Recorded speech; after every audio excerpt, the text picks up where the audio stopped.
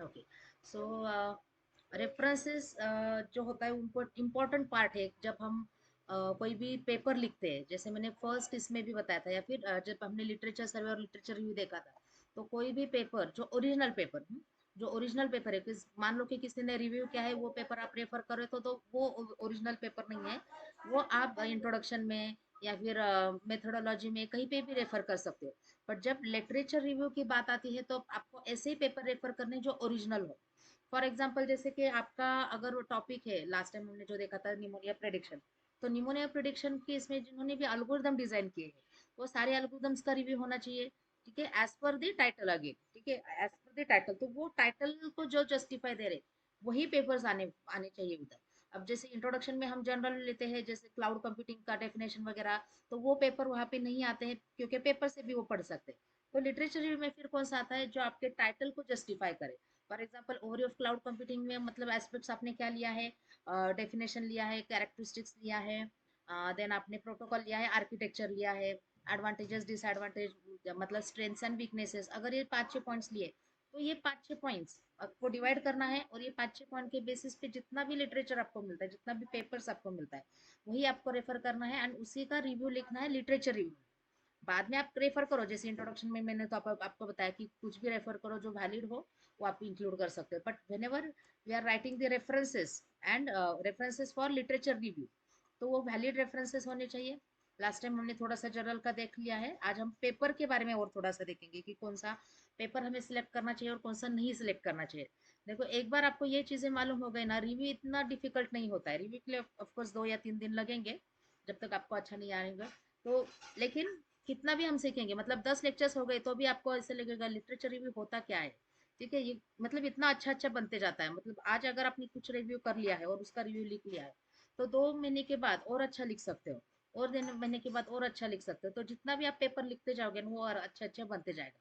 सिर्फ आपको लिखना याद रखना है कि उसमें क्या आता है। ठीक है, पेपर का समरी मतलब रिव्यू ऐसा नहीं होता है। नॉर्मली लोग वैसे सोचते हैं कि कोई भी एक पेपर ले लो, उसका समरी 2 लाइन में 1 लाइन में लिखा मतलब रिव्यू हो गया। No, it is not like that. You have to give the justice to the title. हम देखेंगे कि टाइटल के हिसाब से कैसे लेना है। First will see the references part, so that we can see literature review. तो रेफरेंसेस वो होता है, रेफरेंसेस, साइटेशंस एंड डीओआई, ऐसे 3 पार्ट है। ठीक है, तो रेफरेंसेस क्यों लेना है।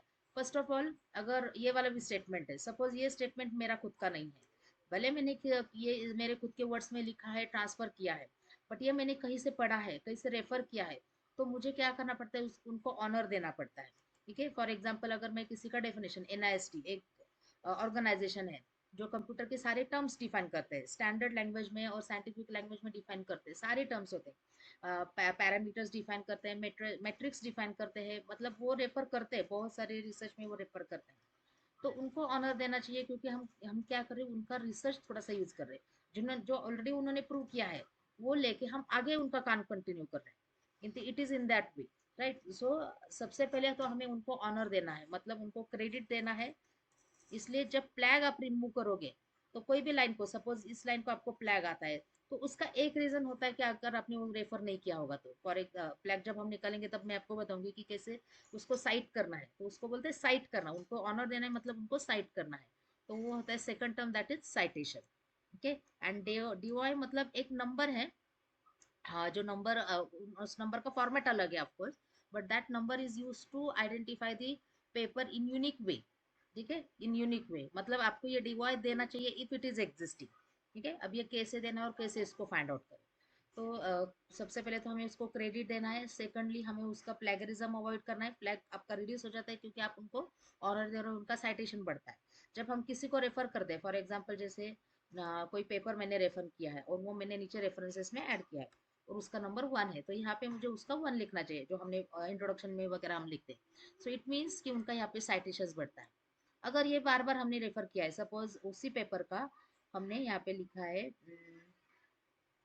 यहाँ पे भी मैंने लिया है, तो उनका साइटेशन सब बढ़ते जाता है यहाँ पे।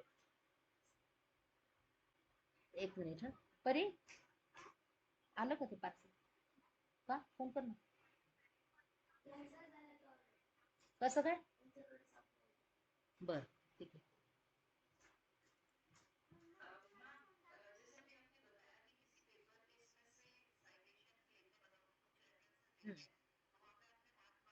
हाँ, सब जगह पे वन डालो, सब जगह कहीं पे भी वन डालो।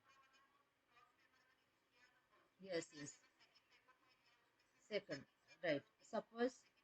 हाँ, अब ये रेफरेंसेस वाला आर्टिकल है, ठीक है। अब ये दूसरा सेक्शन आपको यहाँ पे शुरू होता है, लेट्स से कौन सा सेक्शन, सपोज ये वाला सेक्शन है। तो यहाँ पे वापस मैं पेपर वन रेफर करूँ तो वापस वन देना है, ठीक है। जब हम सेकंड पेपर रेफर करने जाते हैं तो उसमें भी मुझे वही मिला है, ठीक है। तो लेट से फर्स्ट वाला लाइन उनका खुद का है, मतलब सेम मीनिंग है उसका, सिर्फ एप्लीकेशन अलग है। तो यहाँ पे आप टू भी रेफर कर सकते हो, ठीक है। या तो वन टू लिखो, ठीक है, ऐसे भी लिख सकते हैं, ओके। अगर सीक्वेंस में है तो, नहीं तो वन डैश थ्री भी लिख सकते हैं, ठीक है। In any with method use कर सकते हैं। अब ये वाला जो मेथड है ना, ये मेथड जो है वो साइंटिफिक का है, ठीक है। अगर आपका लॉ का पेपर है, आर्ट्स का पेपर है, तो आपको अलग लिखना होगा, ठीक है। अब ये क्या मतलब है, तो ये इसको बोलते हैं रेफरेंसिंग स्टाइल। तो कौन सा रेफरेंसिंग स्टाइल, तो ये जो ब्रैकेट में वन हमने लिखा है ना, ये बहुत जगह पे चलता है, बट स्टिल जर्नल आपको देखना है, जर्नल की गाइडलाइन में कहीं ना कहीं लिखा रहता है कि कौन सा स्टाइल है। So if it is APA style, मतलब जो वन वन हम यूज करते हैं ना, वो एक्चुअली आई ट्रिपल ही है। एपीए स्टाइल थोड़ा सा अलग है।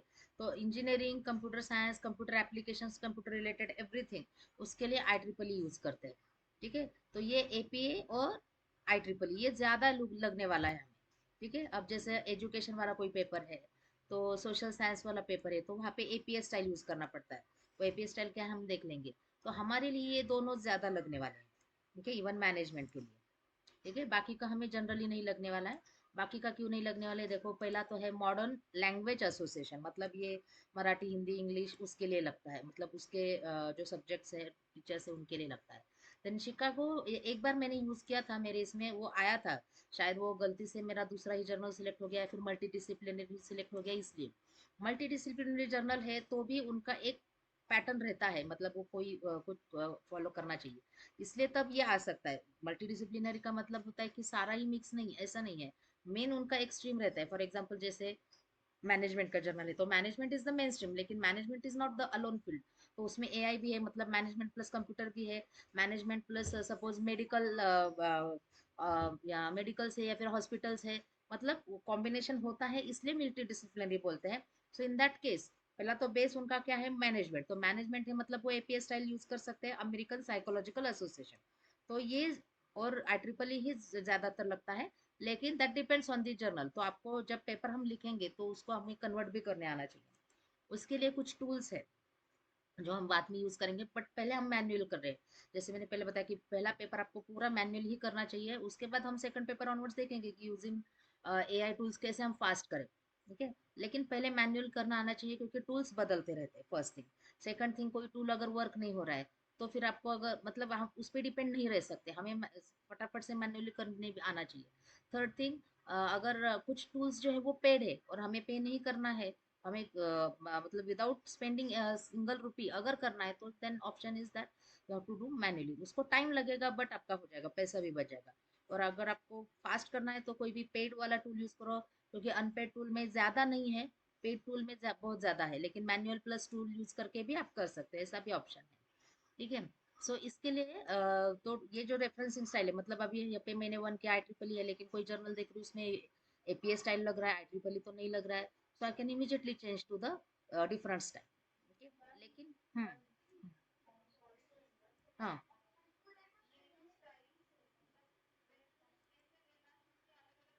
फॉर्मेट से,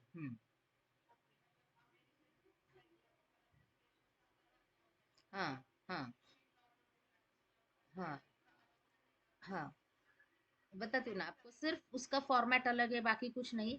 बाकी हमें रिव्यू अलग वगैरह लिखना ही है, ठीक है। रिव्यू आपको जैसा चाहिए वैसा ही लिखना है, मतलब वो सभी इसमें लिटरेचर रिव्यू का फॉर्मेट या फिर उसका मीनिंग या फिर उसका जो सेंट्रल आइडिया है वो सेम है, चाहे फिर आपका आर्ट्स का पेपर हो, मैनेजमेंट का पेपर हो, साइंस का पेपर हो, एजुकेशन का हो, कहीं का भी पेपर हो, उसको रिव्यू करना है, मतलब क्या है उसका मतलब वही रहता है। रिव्यू का मतलब सिंपल है, जैसे हम अभी सेशन प्लान हमने किया है, तो अगर ये सेशन प्लान देखो, दो तरीके से हम इवेलुएट करते हैं।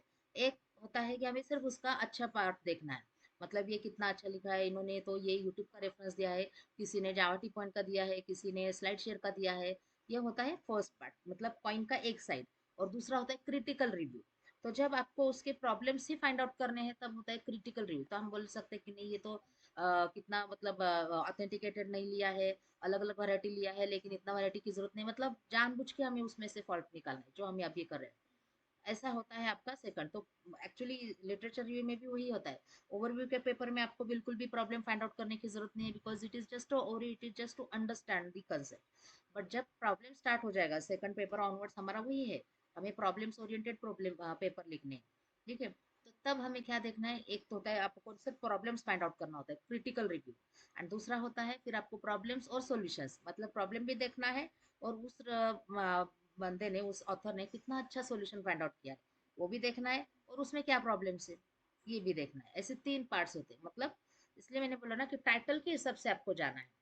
ठीक है, बट सेंट्रल आइडिया यही होता है, ये एक तो आपको पॉजिटिव पार्ट देखना है, एक तो निगेटिव देखना है, या फिर आपको डिप्लोमेटिकली लिखना है, इसके अलावा तो कुछ होता नहीं है। तो जो ओवरव्यू वाला पेपर उसमें आपको डिप्लोमेटिकली लिखना है थोड़ा सा। तो ये अलग अलग स्टाइल से, तो ये शिकागो को जो स्टाइल है वो जनरली आर्ट्स, हिस्ट्री, ह्यूमैनिटीज उसके लिए लगता है। ठीक है, देन ये हार्वर्ड, मतलब ये हार्वर्ड रिलेटेड कुछ यूनिवर्सिटीज ने कुछ जर्नल्स फाइंड आउट किए थे तब ये आया था। तो ये आपको ज़्यादा इसमें दिखेगा नहीं।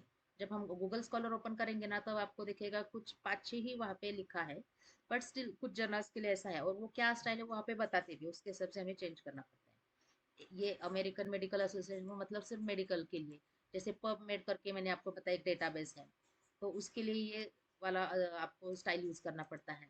अमेरिकन केमिकल, केमिस्ट्री रिलेटेड है। ठीक है, अमेरिकन साइकोलॉजिकल एसोसिएशन एपीए, जो ये रिपीट हो गया। ठीक है, तो ये ऐसे अलग अलग स्टाइल है। ये अभी तो नया आया है, ये अभी ज्यादा नहीं दिख रहा है यहाँ, बट स्टिल ये क्यों नया नया स्टाइल आता है ना, ये अलग अलग ग्रुप की वजह से आता है। ये टर्बियन, ये कुछ उन्होंने एक दूसरा ग्रुप फाउंड फाउंड फॉर्म किया होगा, तो उनके हिसाब से उन्होंने लिया है। ज्यादा कुछ नहीं है, यही है, सिर्फ लिखने का स्टाइल अलग है। हम देखेंगे कि ये स्टाइल क्या अलग है। ठीक है, तो यहाँ पे क्या होता है, यहाँ पे रेफरेंस का मतलब है कि क्या पेपर का टाइटल है। इंफॉर्मेशन वही होता है, सिर्फ उसको लिखने का तरीका अलग होता है। एक है आपका ऑथर, कौन से ऑथर है, वो ऑथर के नाम कैसे लिखे। फिर सेकंड है आपके टाइटल्स, ठीक है, उसका टाइटल क्या है।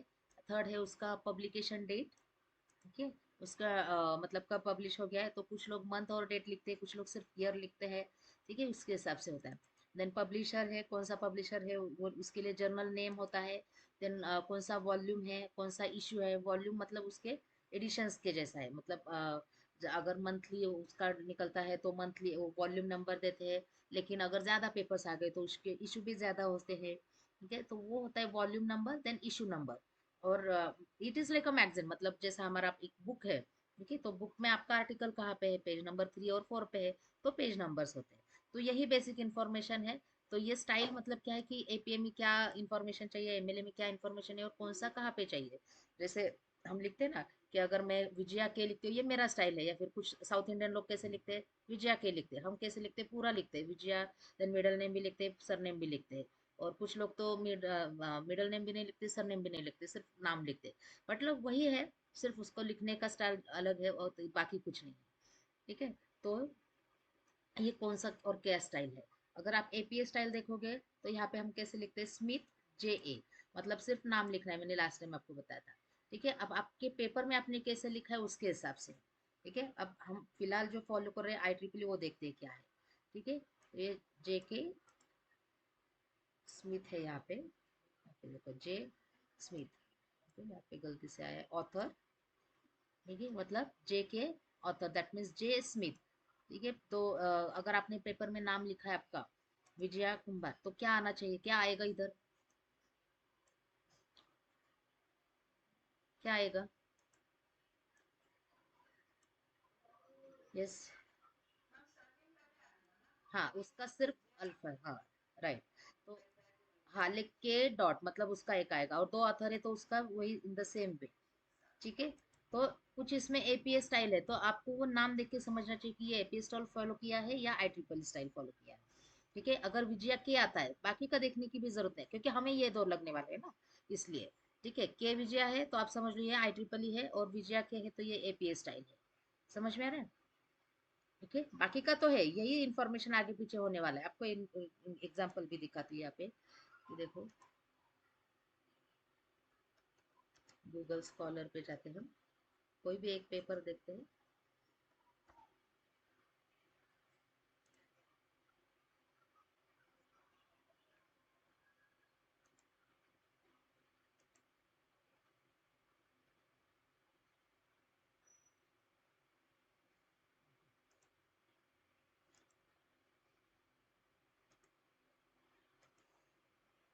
ठीक है, अब यहाँ पे जो हमने लास्ट टाइम देखा था कि सर्च करने के बाद, ठीक है, ये अलग अलग ऑप्शन आते हैं। सेव मतलब हमारे लाइब्रेरी में से होता है, तो यहाँ पे जब जाओगे आप साइट, ठीक है, तो ये जो रेफरेंस दिखता है ना आपको, site bye 35, site bye 20, site bye 27, ठीक है। अब यहाँ पे देखो 35 के बाद 20 आया है, देन 27 आया है, तो ये सॉर्टेड नहीं है।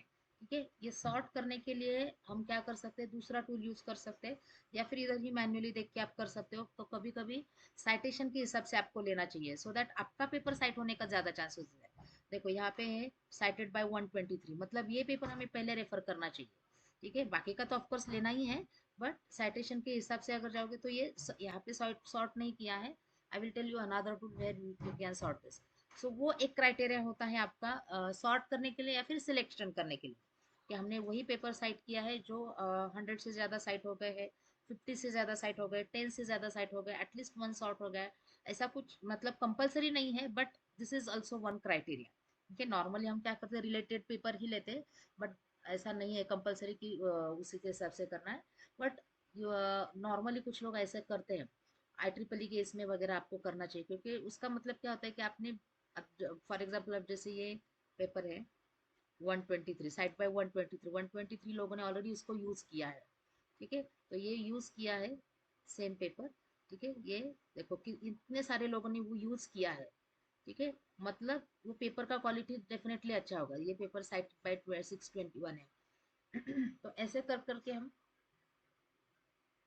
अच्छे पेपर सिलेक्ट कर सकते हैं, सो दैट हमारा साइटेशन, जो पेपर का साइटेशन वो अच्छा है।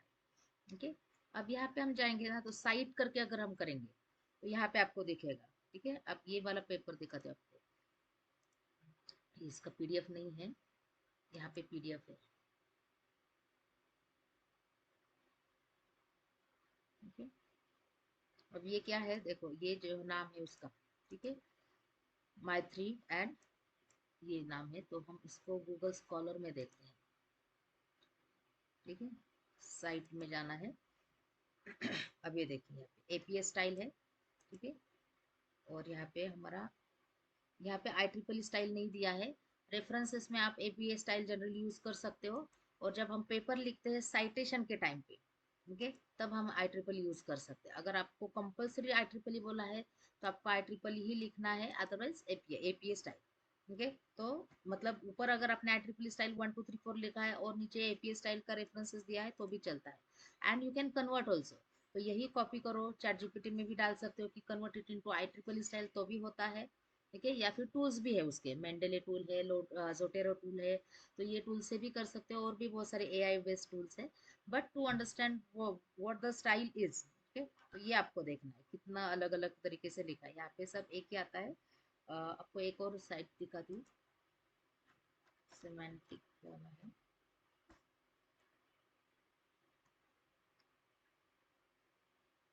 जैसे गूगल स्कॉलर है, ऐसा सिमेंटिक स्कॉलर है। हम सेकंड पेपर के लिए ये यूज करेंगे। अभी तो हमें गूगल स्कॉलर यूज करना है, क्योंकि वो अच्छे से आना चाहिए। ये सब गूगल स्कॉलर सबसे पहला आया है, उसके बाद ये सब आए टूल्स आए हुए हैं। इसमें भी है, अभी चेंजेस हो रहे हैं, बट गूगल स्कॉलर में बहुत ज़्यादा कलेक्शन है, तो वो हमें पहले ये रेफर करना है। तो यहाँ पे हम डालते हैं let's say cloud computing some query.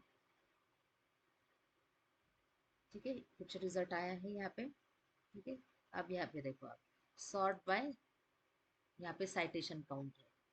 ठीक है, जब हमें साइटेशन के बेसिस पे चाहिए तो आप ये वाला यूज कर सकते हो, एंड इधर से ले सकते हो, वहां पे भी रेफर करो, या और यहाँ से भी रेफर कर सकते हो, दोनों यूज कर सकते हैं। यस, डेफिनेटली यूज कर सकते हैं, क्योंकि फिर आपका सर्चिंग भी अच्छा हो जाएगा। इसलिए मैंने बोला ना कि सर्चिंग के लिए आपको कंपलसरी 2 3 दिन देना ही पड़ता है, और अच्छे पेपर्स आपको या तो डाउनलोड करना है या फिर लाइब्रेरी में सेव करना है।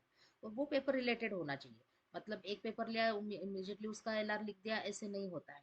ओके, वो मतलब उसका एलआर कब लिखना है, अगर वो वैलिड है आपके लिए यूजफुल है तो ही लिखना है ना। Otherwise why unnecessary waste your time to read that paper and to find the relevance. ठीक है, तो अगर हमें जर्नल का रिक्वायरमेंट ही है कि हमें जो पेपर रेफर करना है उसका साइटेशन स्कोर ज्यादा होना चाहिए, तो ऐसा हो सकता है कि वन क्वालिटी के जर्नल्स में होता है जनरली। तो इन that case you can go with this. अब ये वाला बहुत ही अच्छा है, यहाँ पे इतना, यहाँ पे अपडेट कर सकते हो। ऑफ कोर्स गूगल स्कॉलर में वो टैब में जाना पड़ता है, एडवांस सर्च में जाना पड़ता है। और यहाँ पे आप जर्नल वाइज फील्ड वाइज भी आप सर्च कर सकते हो। डेट रेंज है, और यहाँ पे डेट रेंज मतलब लास्ट 5 ईयर्स के चाहिए तो फास्ट, लास्ट 5 ईयर्स के, 3 ईयर्स के, 1 ईयर्स के, कि इतने भी। अब जैसे क्लाउड कंप्यूटिंग, यहाँ पे मैं थोड़ा सा और उसका रिफाइन करती हूँ, ओवरव्यू, क्योंकि क्लाउड मतलब सब ही दिखाएगा वो।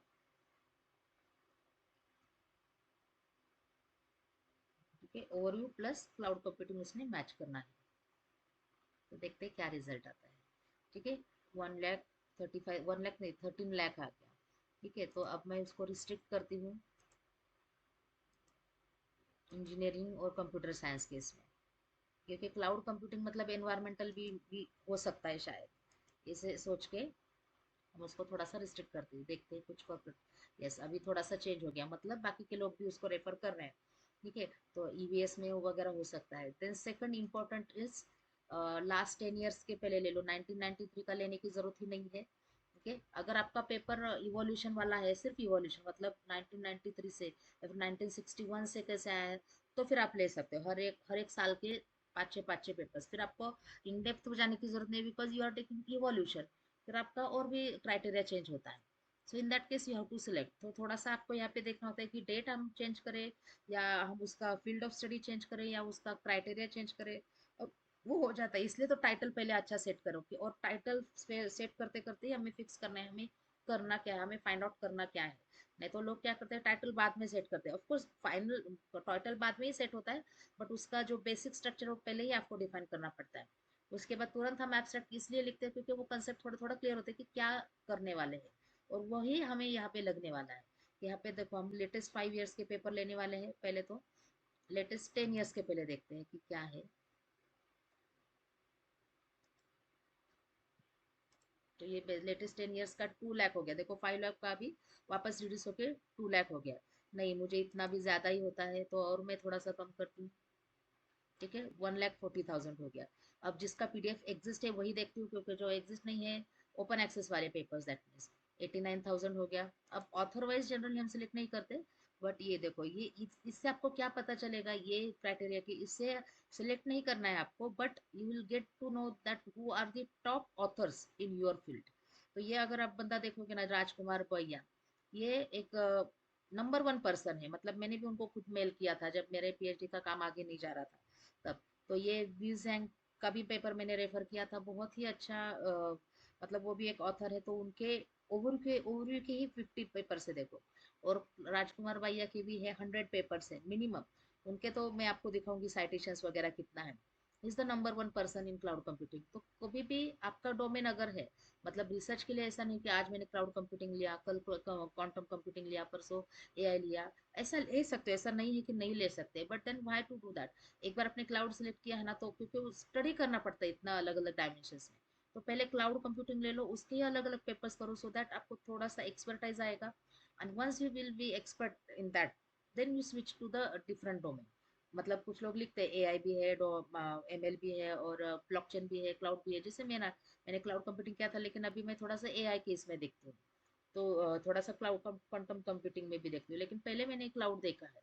तो आई नो दैट कि, और पीएचडी में तो आपको ऑफ कोर्स एक ही डोमेन है, तब आपको ये क्राइटेरिया लगेगा। क्योंकि पीएचडी केस में ये क्वेश्चन पूछते हैं, फाइनल वाइवा केस में, who are the top authors in your domain. मतलब आपने जो डोमेन लिया है, आपने जो टेक्नोलॉजी लिया है, उसमें कौन से टॉप मोस्ट 5 ऑथर्स है, उनके नाम बताओ। तो ये देख के आपको समझ में आएगा। या फिर सिर्फ क्लाउड कंप्यूटिंग भी डाला और देखा ऑथर में कौन कौन है, तो भी आपको समझ में आता है who are the top authors. Okay, और ये हमें लगने वाला है बिब्लियोमेट्रिक का पेपर हम जब लिखेंगे, तब हमें पेपर्स का ही मेट्रिसेस पे स्टडी करना होता है।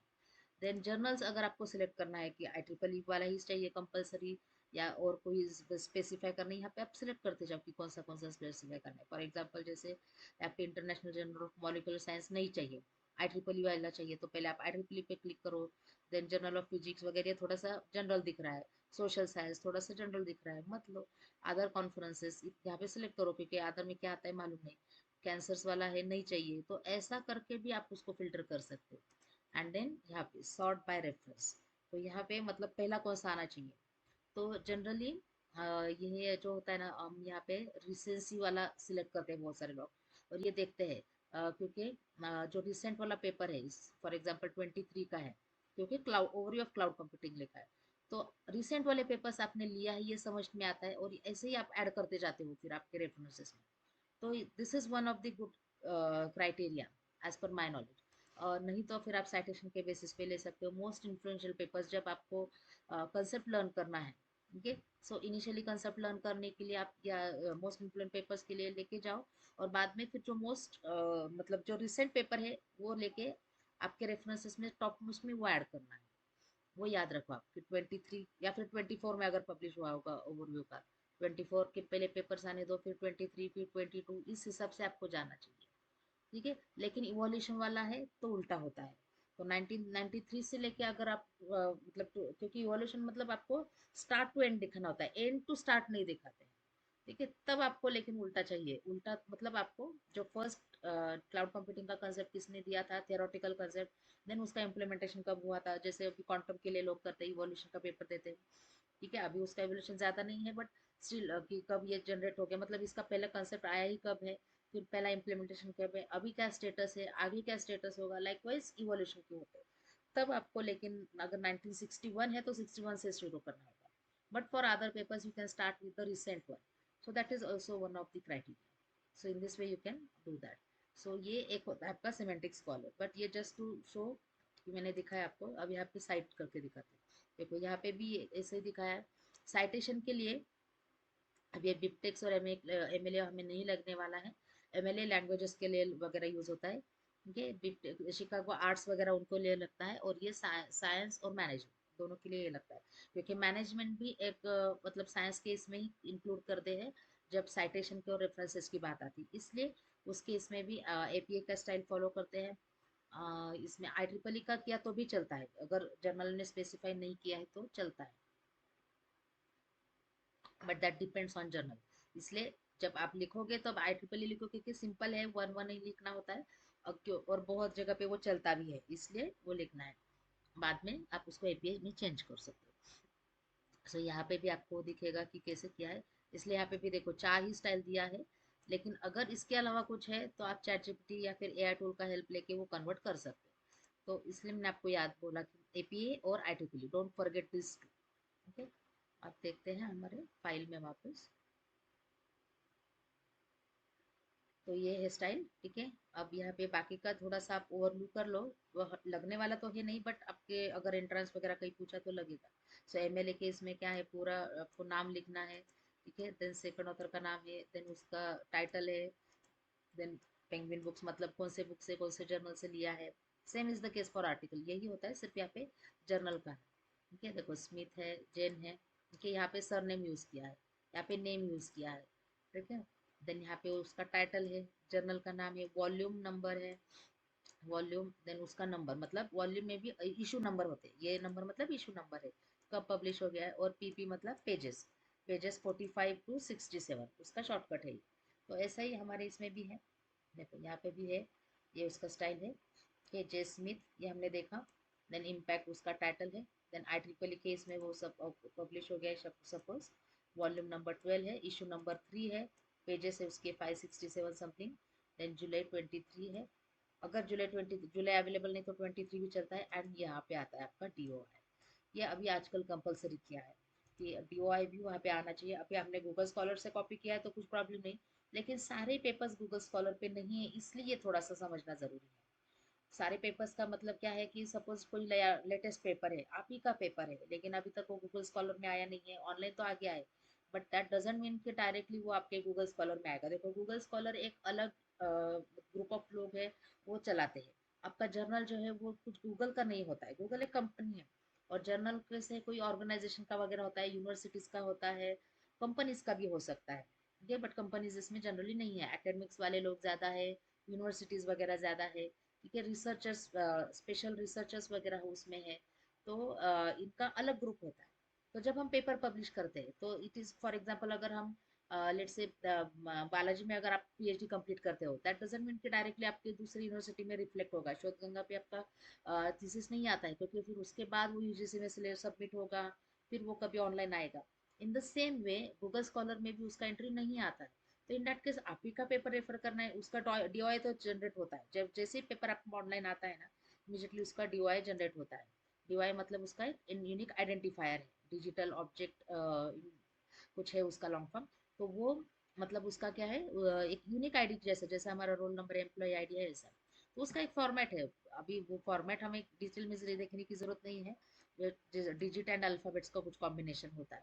ठीक है, तो ये वाला नंबर है, ऐसे आपको देखना होगा, सिर्फ 111 ऐसा नंबर नहीं है। देखो पहला ये है, देखो 10 पॉइंट समथिंग, मतलब यहाँ पे कहीं ना कहीं डॉट आएगा, 2 डिजिट, 3 डिजिट ऐसा आएगा, यहाँ पे भी देखो आप।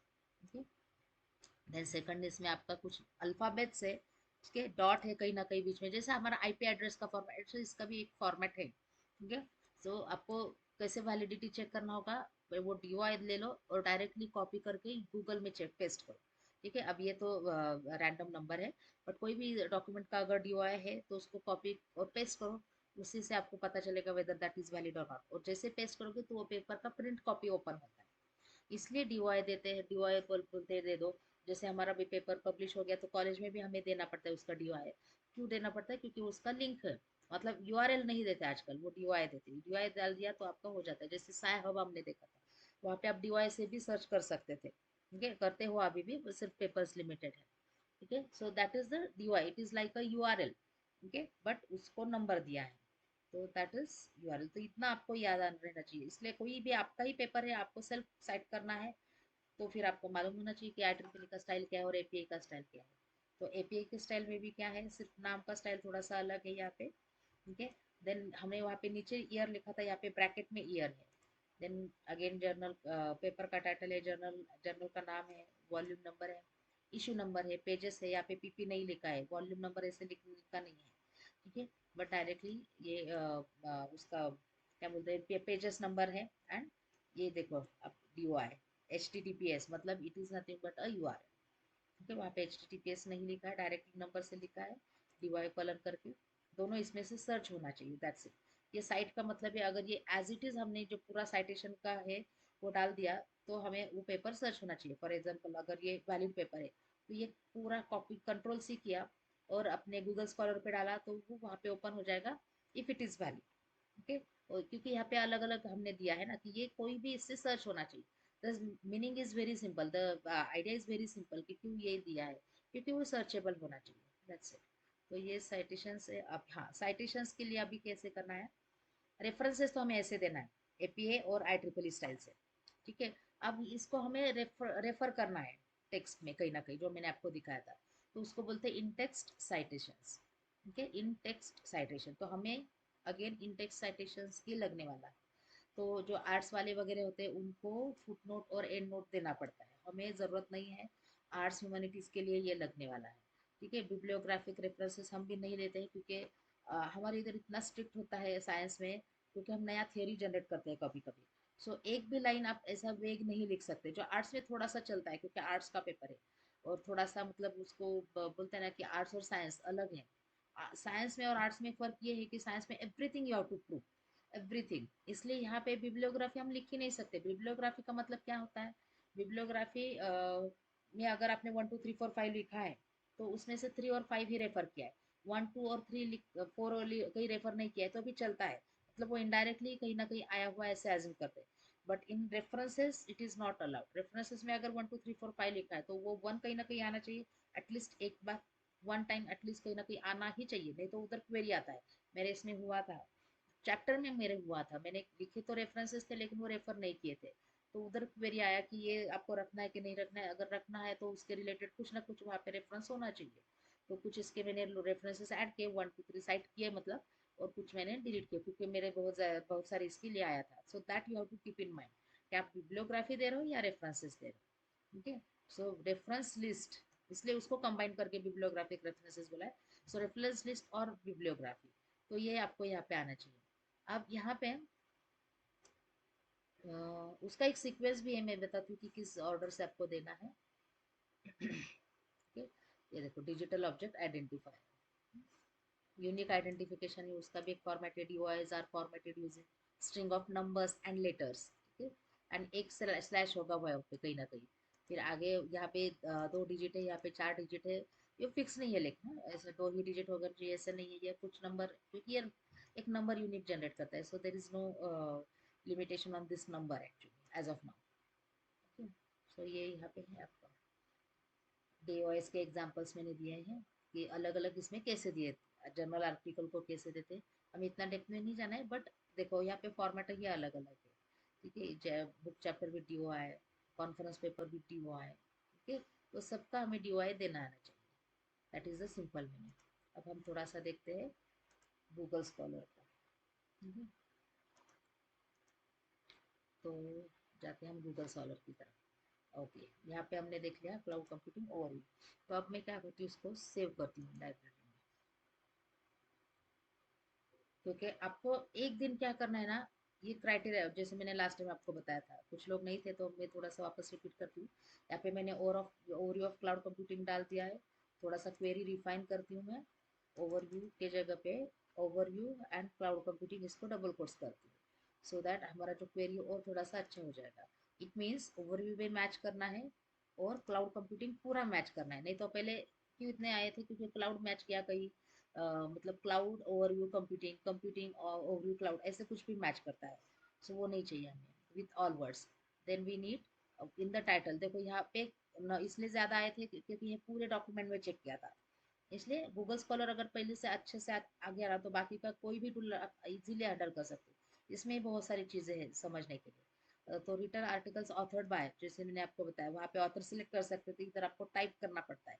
जैसे सिर्फ मैकार्थी का चाहिए तो मैकार्थी का नाम यहाँ पे टाइप करो, या फिर किसी और ऑथर का नाम, जैसे अभी हमने राजकुमार भैया का देखा था, तो उसका पूरा नाम एज इट इज टाइप करो।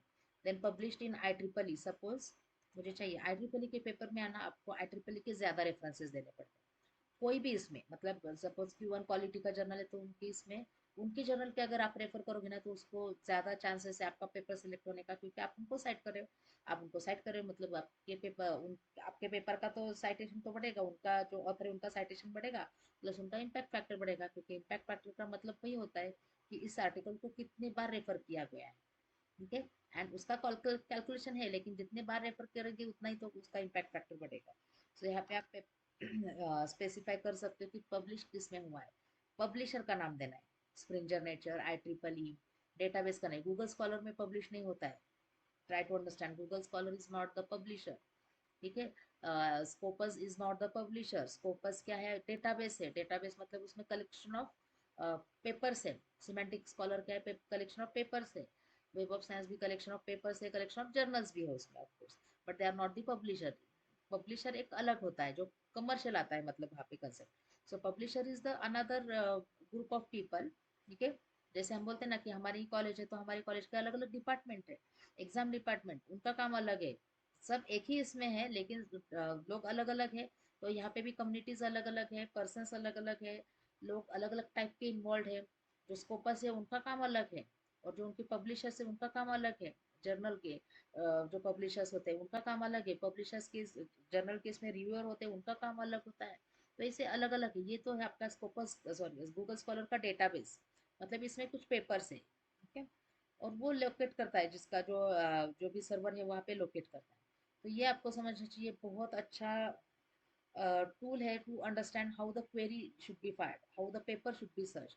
ठीक है, तो पहला आपको ऑफ कोर्स यही देखना है with all of the words, मतलब ओवरव्यू भी चाहिए और क्लाउड कंप्यूटिंग भी चाहिए। ठीक है, लेकिन कोई भी किसी भी ऑर्डर में नहीं चाहिए। किसी भी ऑर्डर में in the sense computing cloud ऐसे नहीं चाहिए मुझे, क्लाउड कंप्यूटिंग ऐसे एग्जैक्टली मैच करना है। तो अगर आपको लगता है कि क्लाउड कंप्यूटिंग की जगह क्लाउड एनवायरनमेंट भी हो सकता है, तो आप क्या कर सकते हैं, यहाँ पे प्लस क्लाउड एनवायरनमेंट। मेरे इसमें हमने यही यूज़ किया था, थोड़ा सा अलग होना चाहिए इसलिए। ऐसा भी आप सर्च कर सकते हो क्लाउड एनवायरनमेंट।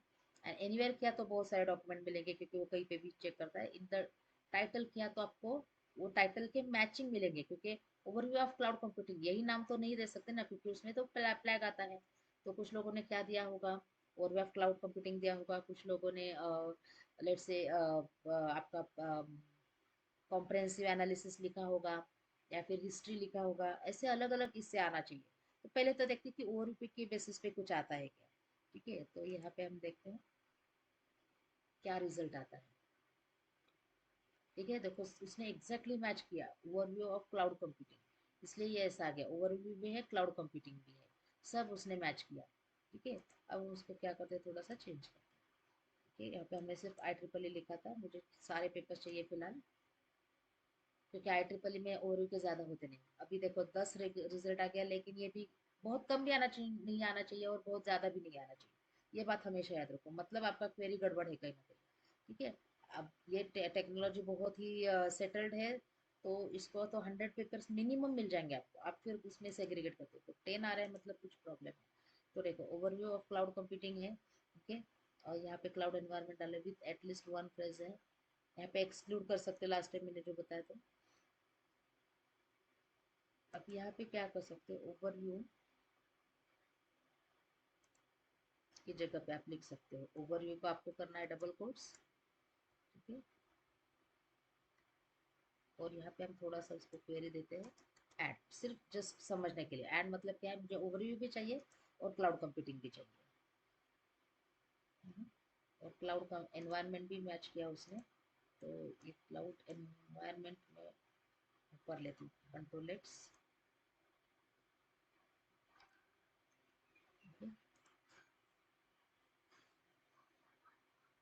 ठीक है, अभी 220 आ गया, क्योंकि उसने ओवरव्यू भी मैच किया और क्लाउड कंप्यूटिंग भी मैच किया, दोनों मैच किया। देखो ओवरव्यू है सब जगह पे और क्लाउड कंप्यूटिंग भी है। ठीक है, सो likewise you will get only overview वाले पेपर्स। ठीक है, अब इसको कैसे कर सकते हैं, ओवरव्यू को जो है आपको करना है डबल कोट्स।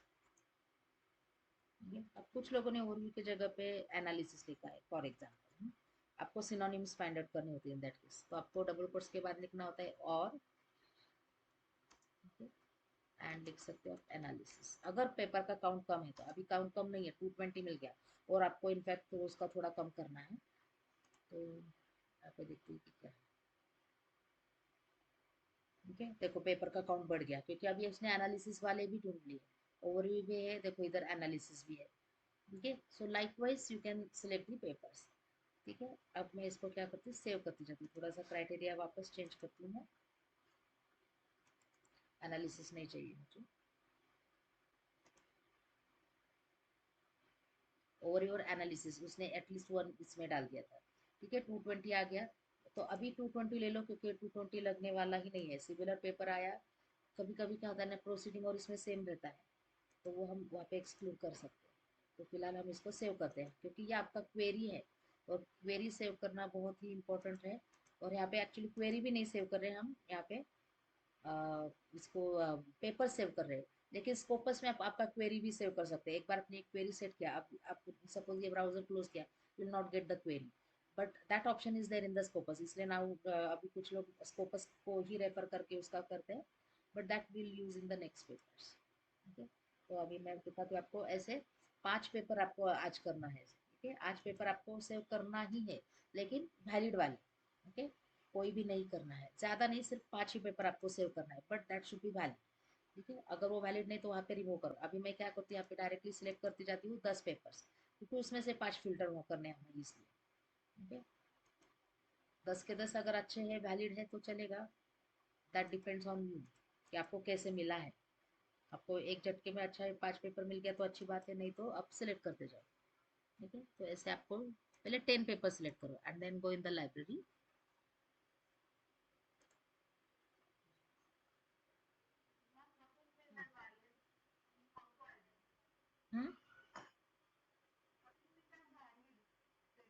वैलिड का मतलब, वैलिड ऐसा नहीं, मतलब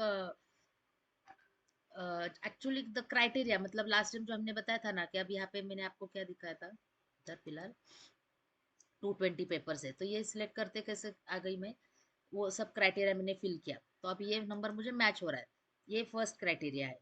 ठीक है, सेकंड इसमें हमें देखना है उसका टाइटल, देखो cloud computing history and overview, तो इसके पहले एक आया था रिस्क एनालिसिस, तो ये शायद रिस्क रिलेटेड है, मतलब रिस्क एक एक्चुअली इशू ही है, उसके बारे में होगा। So don't select eight this moment. यहाँ पे आप एक्सक्लूड कर सकते हो। जो हमें डायरेक्टली ओवरव्यू दे ऐसा ही लेना चाहिए। देखो, intrusion intrusion detection system in cloud computing paradigm नहीं चाहिए फिलहाल, क्योंकि ये प्रॉब्लम ओरिएंटेड है। अभी हमें प्रॉब्लम पे जाना नहीं है, तो इसको आप एक्सक्लूड कर सकते हो। Don't save this. तो इसको बोलते हैं valid as per the title, valid as per your objective. Title का मतलब ही इंटर्म वो आपका ऑब्जेक्टिव है। ठीक है, ये इसको आंसर, यस यस, इसको बाद में हम इसको वो करना है हमें। ठीक है, रिमूव करते हैं। So likewise you have to select only 5 papers. ठीक है, एक दिन में आप 5 पेपर भी एक्चुअली ज़्यादा ही है, क्योंकि आप बिगिनर हो। बट मतलब हमारे गाइड तो बोलते थे एक दिन में एक ही पेपर रिव्यू करो, अच्छा सा रिव्यू करो। लेकिन ठीक है, लेकिन आप कर सकते हो 5 रिव्यू। ठीक है, तो अभी हम जाते हैं लाइब्रेरी में। ओके, अब यहाँ पे हम गए। अब देखते हैं कि इसको कैसे करना है। Suppose overview and risk analysis है, इसको डिलीट करते हैं। ये रिस्क एनालिसिस वाला नहीं चाहिए। ठीक है, overview and analysis of cloud computing research and application, research application पे फिलहाल नहीं जाना है। Cloud computing and history overview है, तो ये वाला मुझे चलेगा। ठीक है, तो इसको हम लेबल करते हैं। लेबल ऑलरेडी किया है। ठीक है, इसको एक और लेबल आप क्रिएट कर सकते हैं दूसरा।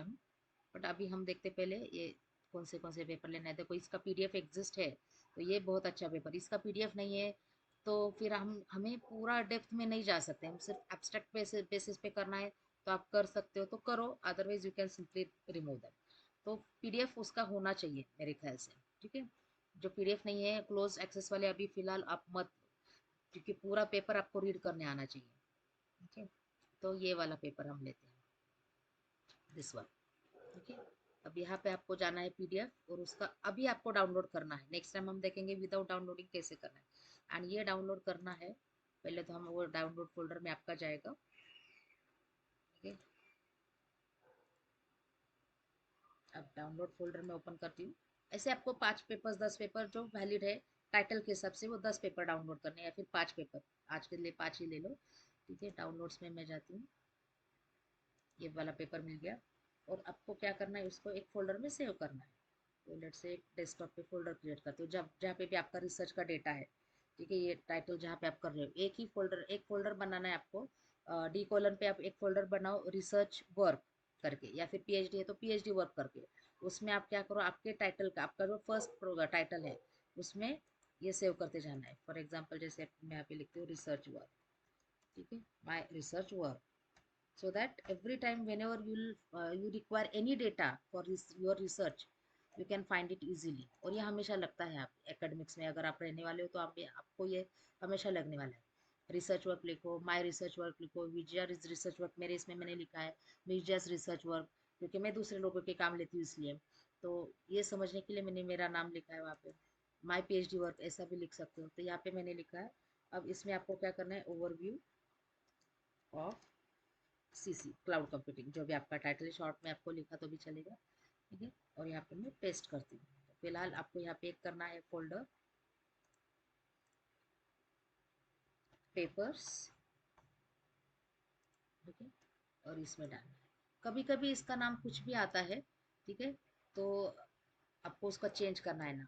कुछ भी आता है, 1 2 3 4 ऐसे कुछ भी आता है समटाइम्स। अभी ये डायरेक्टली आया है तो अच्छी बात है, बट आपको एक दिखाती हूँ कि क्या आता है नंबर। सपोज ऐसे 1 2 3 4 ऐसे कुछ भी आपका सेव होता है। ओके, तो उसको आपको क्या करना है, ओपन करना है। ठीक है, सेव एज करना है। एक पहला पेपर आपको ऐसे ही मैन्युअली ही करना है ऐसा। क्लोज ऑल टैब्स, और इसको मैं रिन्यू करूंगी, रीनेम करूंगी। और कैसे रेफर करना है इसको, वन है। ठीक है, और यहाँ पे आपका टाइटल देना है, क्योंकि आपको टाइटल और वन वन मतलब आपके रेफरेंसेस में वन आएगा। ठीक है, और यहाँ पे आपको पहले जाना है पेपर में। अब ये पेपर के अंदर हम गए। ठीक है, अब यहाँ पे सपोज आपको ये यहाँ से रीड करते जाना है। रीड कैसे करना है वो हम बाद में देखेंगे, लेकिन अभी सपोज रीड किया आपने और यहाँ का आपको ये लाइन अच्छा लगा है। ठीक है, दैट मीन्स यू अंडरस्टूड। तो इसको आप क्या करो, कुछ हाईलाइट वगैरह करके जाओ। ठीक है, इसको हम करते हैं हाईलाइट। ठीक है, सो ऐसे ही आपको हाईलाइट करते जाना है, so that you will you will remember that this paper you have read. ठीक है, and this line you will require somewhere. और ये बहुत अच्छा लगा, ये आप कहीं ना कहीं यूज़ कर सकते हैं, इसलिए हाईलाइट करते जाना है। क्योंकि पेपर का स्टडी एक बार करना है, फिर लिटरेचर रिव्यू जब लिखने बैठोगे 2 दिन में लिखने होना चाहिए, लिख के होना चाहिए, और वो हो जाता है। लेकिन पहले क्या करना चाहिए, सारे पेपर्स आपको गो थ्रू करने हैं ऐसे। ठीक है, जैसे for example cloud computing has emerge as a new technology and business paradigm. ये लाइन आपको बहुत अच्छा लगा, आपके आपके एब्स्ट्रैक्ट में कहीं ना कहीं यूज कर सकते हैं, if you think suppose something like this. This article presents a brief history of cloud computing from 1961 when McCarthy at MIT introduced about cloud computing, okay, as a evolutionary। तो इसका reference मेरी भी इसमें होना चाहिए, अगर आपको ऐसा लगता है। सो इसको आप क्या कर सकते हो, हाईलाइट करते जाओ। ओके, हाईलाइट करते जाओ, पूरा पेपर हाईलाइट नहीं होगा, हाँ कभी भी देखो पूरा पेपर, क्योंकि हमें समझता भी नहीं है फर्स्ट इसमें। तो ब्रीफ हिस्ट्री सपोज मुझे नहीं समझ में आया, ये कुछ समझ में नहीं आया, यूटिलिटी कंप्यूटिंग मुझे अच्छा लगा, तो ये लाइन मेरे पेपर में नहीं लिया तो भी चलेगा, बट ये कहीं ना कहीं हम यूज़ कर सकते हैं, this line is very nice. तो इससे आपको क्या करना है, सिर्फ एक ही बार ऐसे पेपर पढ़ते जाना है, जो समझते हैं उसको हाईलाइट करते जाओ, जो नहीं समझता है एक बार में पेपर समझ में नहीं आएगा। याद रखो हमेशा कोई भी पेपर, क्योंकि उनका वर्क है, उन्होंने 30 40 100 पेपर रेफर करके ये लिखा है। मतलब ये नीचे अगर देखोगे ना, 35 पेपर्स है, तो 35 पेपर का ये समरी है। सो दैट डजेंट मीन कि आपको एक स्नैपशॉट में समझ में आएगा, आपको ये बार बार रीड करना होगा, 35 टाइम्स रीड करना पड़ेगा, तभी तो आपको समझ में आएगा। ठीक है, मतलब 35 टाइम्स या ऐसा कुछ कैलकुलेशन नहीं है, जस्ट टू अंडरस्टैंड। ठीक है, तो ये होता है, आपको जो समझ में आता है, जो आपके इसमें यूज़ करने वाले हैं, उसको सिर्फ आप हाईलाइट करते जाओ। जो नहीं समझता है उसका टेंशन नहीं लेना है, वो बाद में आप जब रेफर करोगे तब समझ में आएगा। अभी आपका यही पेपर आप 3 साल के बाद रेफर करोगे, सेम आपके रेफरेंस में वाला, तो आपको बहुत अच्छे समझ में आएगा, क्योंकि आप सेकंड टाइम थर्ड टाइम वो पढ़ रहे हो। ओके, तो फर्स्ट इसमें आपको जितना समझना है उतना ही लेना है, that is the preliminary task. समझ में आ रहा है? अब ये पूरा पेपर नहीं पढ़ना है, सबसे पहले क्या करना है आपको, क्लाउड कंप्यूटिंग का एब्स्ट्रैक्ट पढ़ना है, और उसमें से कुछ ना कुछ आपको मैच हो ही जाएगा आपके टाइटल के हिसाब से। If it is matching, keep the paper, otherwise again remove the paper. आपके लाइब्रेरी से भी रिमूव किया तो चलेगा, या फिर आपके फोल्डर से रिमूव करो, लाइब्रेरी में रखा है तो रख लो, उससे कुछ आपके सिस्टम पे तो सेव नहीं हो रहा है, तो मेमोरी तो आपका जाने वाला नहीं है, तो आपका हार्ड डिस्क तो बचने ही वाला है। तो हार्ड पहले एब्स्ट्रैक्ट रीड करो, लगता है कि आपको कि ये यस आपके इसमें थोड़ा सा रिलेटेड है, then go to the summary part. Second part होता है आपका समरी या फिर कंक्लूजन। ठीक है, कंक्लूजन, फ्यूचर डायरेक्शन नहीं, सिर्फ कंक्लूजन पढ़ना है आपको, कि ये है उसका कंक्लूजन। ये दोनों रीड करके अगर आपको लगता है कि यस 50% तो भी डेटा इसमें से, 10% तो भी हम डेटा इसमें से ले सकते हैं, या फिर हमारे टाइटल के हिसाब से, then go with the introduction. तो सबसे पहले जो हमने अभी लिखा था preliminary, abstract, introduction and summary, बस ये 3 चीज़ें आपको देखनी है, बाकी का नहीं समझ में आया कुछ प्रॉब्लम है। अब ये ब्रीफ हिस्ट्री है, इसलिए मैंने आपको बोला कि आगे रीड करो, बट जब मेथोडोलॉजी का पेपर आता है ना, तो नहीं समझ में आता है मेथोडोलॉजी, एक इसमें नहीं समझ में आएगा, आपको कभी समझ में नहीं आएगा, उसको आपको 2 3 बार रीड करना पड़ता है, फिर समझ में आता है, लेकिन पहले इसमें नहीं समझ में आएगा। ठीक है, समझ में आ रहा है सबको? आज का टास्क क्या करना है, सिंपल, आपको रीड करते जाना है, उसमें से क्या लेना है वही तो हमें आगे देखना है, बट फर्स्ट रीडिंग जो होता है ना, रीड करते जाओ, जो समझता है उसको हाईलाइट करो, बाकी का छोड़ दो, बस इतना ही करना है, समझना चाहिए, क्योंकि ये लैंग्वेज थोड़ा अलग होता है ना, हमारा जो नोट्स का लैंग्वेज होता है, टेक्स्ट बुक का लैंग्वेज होता है, थोड़ा अलग होता है। ये रिसर्च बुक के भी एक लेवल आगे का होता है, समराइज्ड कंटेंट्स है, थोड़ा सा समझने के लिए टाइम लगता है, जितना समझता है उतना ही लेना है, बाकी कुछ नहीं करना है, ऐसे सिर्फ आपको 5 पेपर्स डाउनलोड करके उसको सेव एज करना है। ठीक है, नाम देना है 1 डॉट डॉट, और जो आगे है, क्योंकि वो रेफर करने वाले हो, क्योंकि यही रेफरेंस हमें आगे यूज करना है, इसलिए 1 डॉट डॉट। नहीं है तो कभी कभी होता है कि 1 डॉट डॉट किया, लेकिन बाद में वो एक्सक्लूड हो गया, ठीक है कोई बात नहीं, बाद में डिलीट करो, लेकिन ऐसे ही आपको फाइनल करते जाना है। This is the second way. First हमने क्या किया था, नंबर ऑफ ईयर्स के हिसाब से काउंट हमें चाहिए था, टाइटल हमने मैच किया था गूगल स्कॉलर के हिसाब से, फिर उसको हमने लाइब्रेरी में सेव किया, लाइब्रेरी में सेव करने के बाद हमने क्या किया उसको, फिर उसका पेपर डाउन, जिसका पीडीएफ एग्जिस्ट है, क्योंकि अभी हमें पीडीएफ से करना है, सिर्फ एब्स्ट्रैक्ट और समरी से नहीं होता है, जिसका पीडीएफ नहीं है don't take, at least at this moment, beginners case में मत लो। तो नेक्स्ट टाइम हम देखेंगे कि जिसका पीडीएफ नहीं है, लेकिन वो पेपर तो मुझे रेफर करना है, वो लेना है, कैसे ले, वो बाद में हम देखेंगे, बट फिलहाल आपको जिसका पीडीएफ एग्जिस्ट करना है, इसलिए वो शॉर्ट होते जाता है आपको, और आपका काउंट 100 200 है, तो उतना पेपर्स आप रख लो, फिर डाउनलोड करो उसमें से 10 पेपर्स, क्योंकि कुछ पेपर्स आपके डिलीट होने ही वाले, आपको नहीं मैच मिलेगा, एग्जैक्ट मैच मिलता नहीं है डायरेक्टली, इसलिए तो बार बार सर्च करना पड़ता है, लेकिन मिल जाता है, सर्च करने से मिल जाता है। ठीक है, समझ में आ गया आज का टास्क क्या है? ठीक है, और ये ऐसे सर्चिंग के लिए और थोड़ा सा टाइम लगेगा, जब ये सर्चिंग कंप्लीट हो जाएगा, once we get the final list, ऐसे 30 भी पेपर्स मिले ना, तो आप उसका रिव्यू आराम से लिख सकते हो। ठीक है, फिर थर्ड टाइम वो उसको आप स्क्रीनिंग कर रहे हो, पहले आपने टाइटल देखा, फिर आपने एब्स्ट्रैक्ट मैच किया, फिर उसने समरी मैच किया, देन आपने इंट्रोडक्शन पढ़ा, फिर आप जाओगे मेथोडोलॉजी पे। अभी तो मेथोडोलॉजी लगने वाला है, तो अभी आपको बेसिक पेपर से समझ में आएंगे। सो ऐसे वाले आप 5 पेपर्स आप सिर्फ शॉर्ट लिस्ट करो, फिर हम देखेंगे उसका रिव्यू कैसे लिखना है। ठीक है, इसको सेव करना है आपके पास।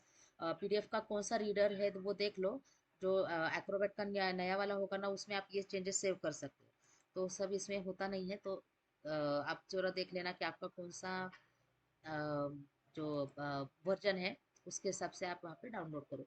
अगर पीडीएफ मतलब एक्रोबैट नहीं चल रहा है ना, तो फॉक्सिट रीडर करके एक है, नॉर्टन कर एक है, तो वो भी कर सकते हैं आप। जस्ट गूगल में डाल दो कि PDF readers with change with editable, ऐसे एक क्वेरी डाल दिया तो बहुत सारे सॉफ्टवेयर की लिस्ट आएगी, लेकिन आजकल देते हैं एडोब को, पहले हमारे पास नहीं था, तो मैंने फॉक्सिट रीडर डाला था, वो भी एक अच्छा रीडर है, जिसमें ये वाला चेंजेस कर सकते हैं, मतलब जो हमने अभी किया था ना, उसको हाईलाइट करना है, उसको कमेंट करना है, अभी आगे का वही टास्क है, हमें कमेंट वगैरह करना है।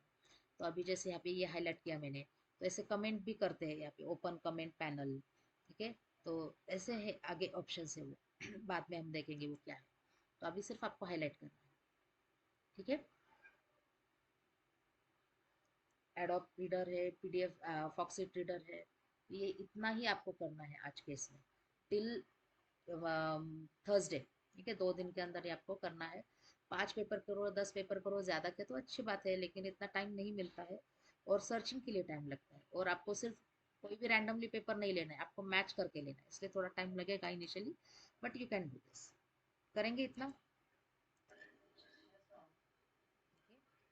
तो आज का हमारा ये टॉपिक है अभी, और अगर प्रीवियस इसमें कुछ डाउट है तो बताइए मुझे। लिटरेचर रिव्यू अभी तक नहीं हुआ है, शुरू नहीं हुआ है, तो इसका डाउट अभी तक मुझे नहीं लगता है आएगा।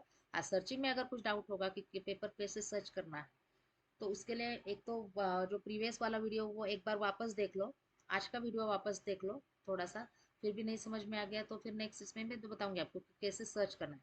एंड फिलहाल आपको सिर्फ गूगल स्कॉलर पे ही कॉन्सेंट्रेट करना है, तो सिमेंटिक स्कॉलर मैंने दिखाया है, बट वो अभी आपको यूज़ नहीं करना है, that we are going to use in the next paper.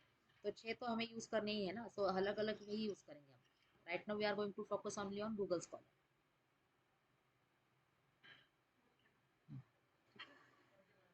Okay, चलो तो अभी हम स्टॉप करते हैं, इतना टास्क कीजिए, कुछ डाउट है तो ग्रुप पे डालो, नहीं तो पर्सनल पे डालो।